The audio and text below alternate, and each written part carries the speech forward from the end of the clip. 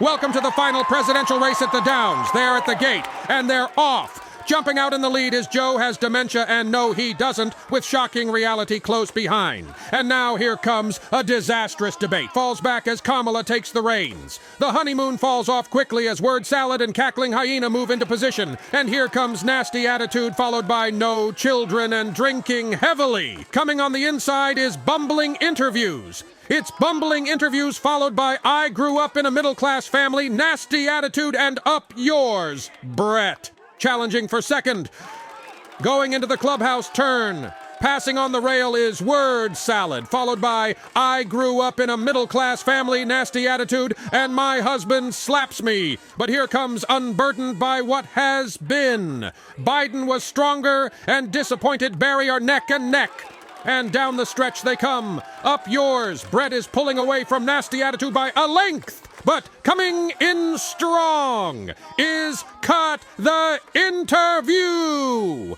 And at the wire, it's nasty attitude, word salad, up yours Brett, and at least I ain't Donald Trump. What's up, guys? Your boy Benny. I'm about to show you some brutal polling for Kamala Harris, but nothing as brutal as this photo from the Daily Mail to talk about her polling. Where'd you get that? Oh, whoa. Looks like a Star Wars creature. Like a sandworm from Dune. Like, what is this? I know it's spooky season, but what is this horror film we're watching? Presidential polls. Democrat insiders panicked after terrifying poll results for Kamala in battleground states ahead of the election. What are they talking about?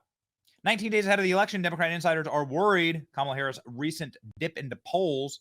The election forecast by 538 and Nate Silver shows Kamala Harris having a 50% chance of winning. But, ladies and gentlemen, that poll has now flipped. Donald Trump is blasting Kamala Harris' performance on the sit-down with Bret Baier. What are the responses to that?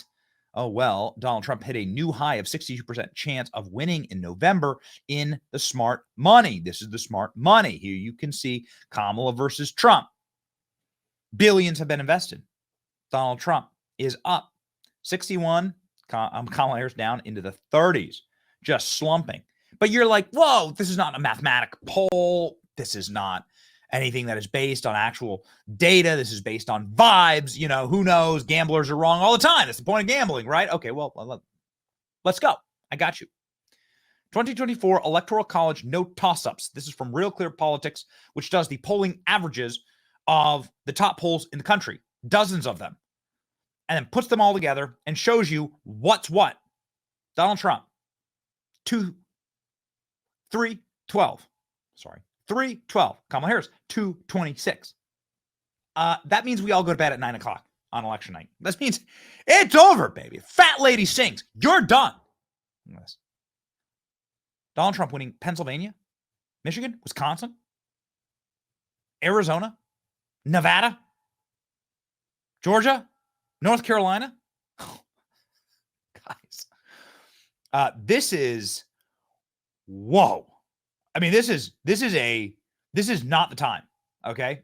Again, these are the averages of polls that include like the morning consult polls, Quinnipiac polls.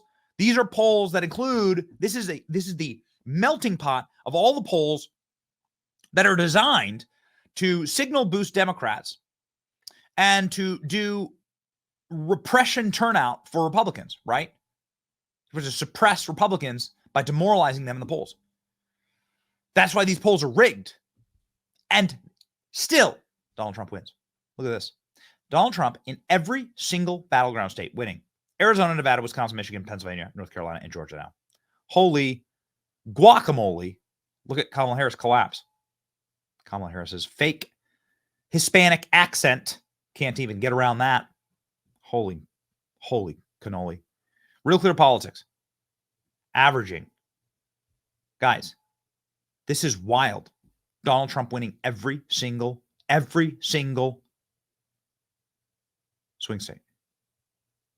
Holy smokes. And it's wild to me that even the ones that are supposed to be, even the polls that are supposed to be against Donald Trump, the polls that are supposed to come out hard against Donald Trump, like the Morning Consult poll, shows not only Republicans winning a Senate seat where they have no right to win here in Ohio, right? The shared brown guy should be torching in Ohio.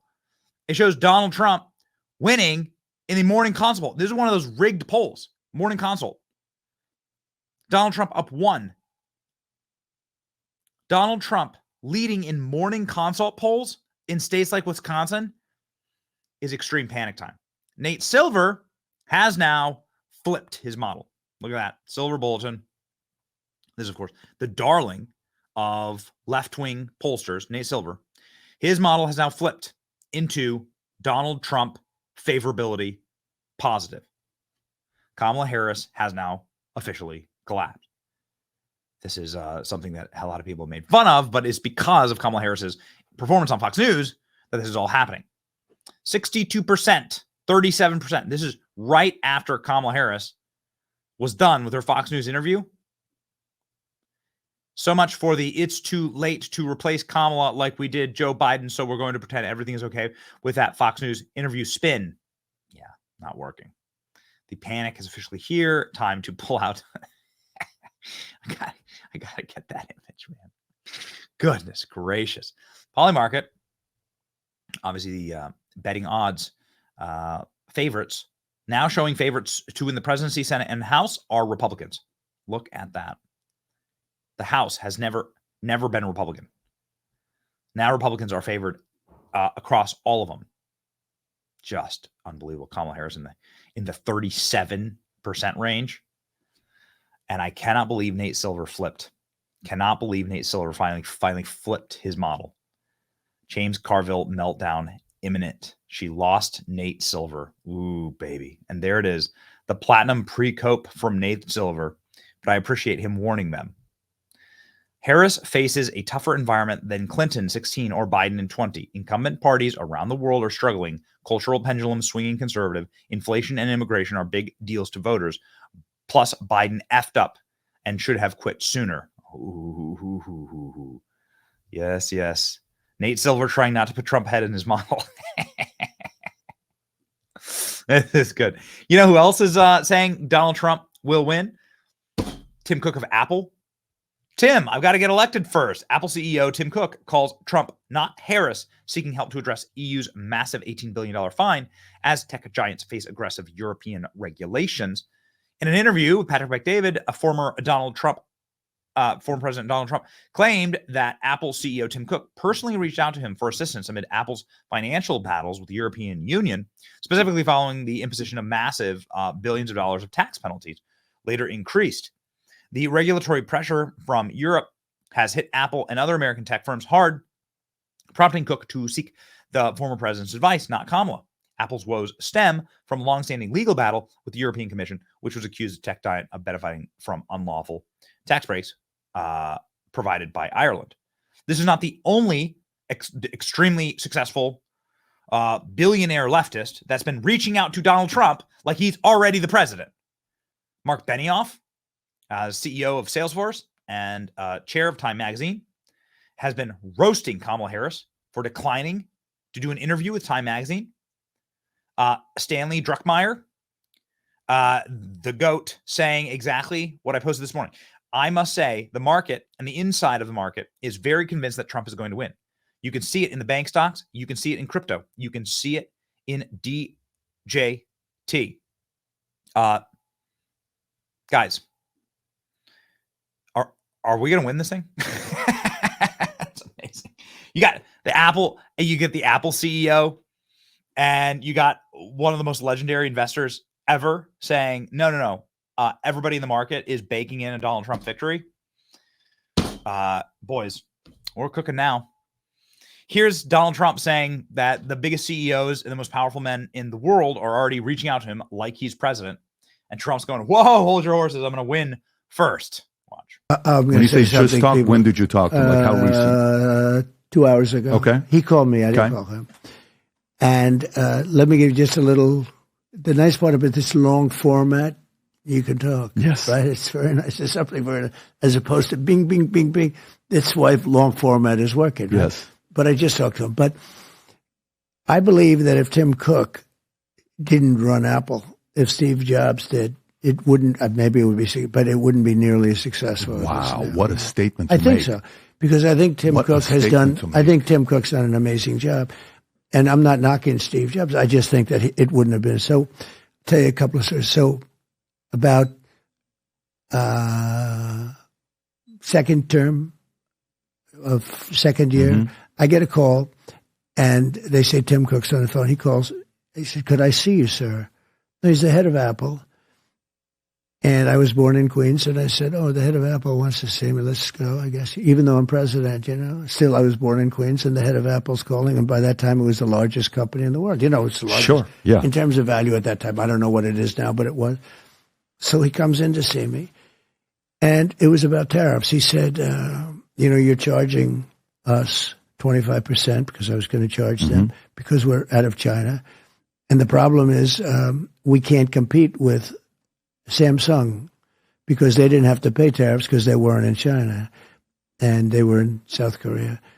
And he said, "It's not really possible for me." And I did waivers, standard waivers. "It's not possible for me to compete with them if I have to pay a tax and they don't to get our product into the United States." I said, "I agree with you." It didn't take long. I mean, I sort of got it, right? And I said, "I'm going to give you a waiver," and I gave him a waiver. But I'm going to give you a 1-year waiver, but I want you to start building your plants in the United States. And he said, "All right." And he actually did. He built one in Texas. He would have built a lot more, but we had a thing called, a change in the administration, which is so horrible what happened because of Russia would have never happened with Ukraine. October 7th would have never happened. Inflation would have never happened. Afghanistan, we would have gotten out sooner, actually, than him, but Afghanistan would have never happened as we know it. All of these things would have never. Think of the difference in this company. No inflation. We would have been so rich because we would we would have had 4 to 5 times the production that they have right now. They lost the production and then they got it back because the whole thing was cratering because oil went up to $7, $8 a gallon. So anyway, Tim Cook called, and then he about a year later, he called again on something else. He said, "Could I see you?" Now, most companies send in lobbyists that get paid millions and millions of dollars to talk for them. And they probably say, "We know Trump, we can talk," but they don't. For the most part, they don't. And Tim Cook called me up directly, and he did it himself, didn't have to pay 10 cents, and I gave him 100% of what he wanted because he was right. I mean, you can't compete with Samsung, and one's paying a tax. But I said, you got to gradually move your company here. But then 3 hours ago, he called me. He said, "I'd like to talk to you about something." What? He said, "The European Union has just fined us $15 billion. I said, "That's a lot." I know the feeling because I get fined too in fake cases. But I don't know if his case is fake yet, but it's a lot. Then on top of that, they got fined by the European Union another $2 billion. So it's a $17 to $18 billion fine.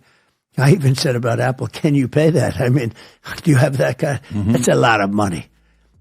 And he said something that was interesting. He said they're using that to run their enterprise, meaning Europe is their enterprise. And I said, "That's a lot." He said, "But Tim, I got to get elected first. But I'm not going to let them take advantage of our companies. That won't, be happening."